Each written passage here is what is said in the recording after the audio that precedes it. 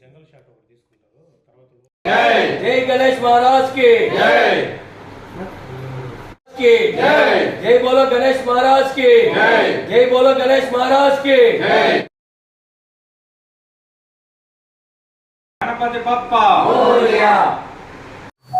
ముఖ్యంగా పవన్ కళ్యాణ్ గారి జన్మదినం మేము అత్యంత వైభవంగా జరుపుకోవడం జరిగింది.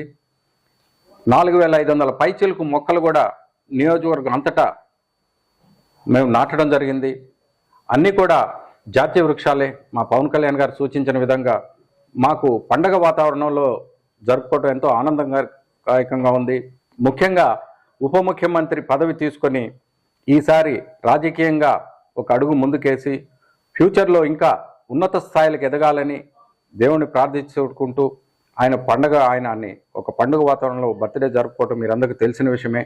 ఇక పోగా ప్రతి సంవత్సరం పవన్ కళ్యాణ్ గారి బర్త్డే వచ్చిన వెంటనే మాకు వినాయక చవితి కూడా విఘ్నాలు జరగకుండా విఘ్నాలు నివారించే మొట్టమొదటి పండుగగా వినాయక చవితిని అత్యంత వైభవంగా వినాయక చవితి సంబరాలు జరుపుకునే ఆనవాయితీ ఉంది. ఆనవాయితీలో భాగంగా ప్రతి సంవత్సరం మేము జనసేన పార్టీ తరఫున వినాయక విగ్రహాలు కూడా కావలి నియోజకవర్గంలో పంచడం జరుగుతుంది. ఈసారి మాకు జనసేన పార్టీ ఆశయాల్లో సిద్ధాంతాల్లో భాగంగా పర్యావరణ పరిరక్షణే భాగంగా ఈసారి ముఖ్యంగా ఈ విగ్రహాలు మీరు ముందే చూస్తున్నారు.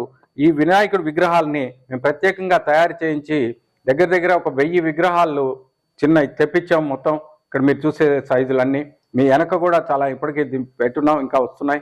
ఇవన్నీ కలిపి కావల్లో వినాయక చవితి ముందు రోజు కావలి నియోజకవర్గ ప్రజలకి, జనసేన నాయకులకి, జన సైనికులు, వీర మహిళలు కోరుకునేది వీరు వచ్చి ఈ వినాయకుడి విగ్రహాన్ని తీసుకెళ్లి మీరు పూజించుకోవాల్సిందిగా కోరుతున్నాం.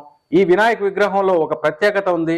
ఇందులో మీరు వినాయక విగ్రహాన్ని నీళ్లతో నిమజ్జనం చేసి అందులో వచ్చిన మట్టిని కానీ పూర్తి కడిగితే అందులో నుంచి నిమజ్జనం చేసిన అందులో నుంచి మొక్క వచ్చే విధంగా పర్యావరణ పరిరక్షించే పవన్ కళ్యాణ్ గారి ఆశయాలను ముందుకు తీసుకెళ్లే విధంగా మొక్క వచ్చే విధంగా ఈ వినాయకులను తయారు చేయడం జరిగింది.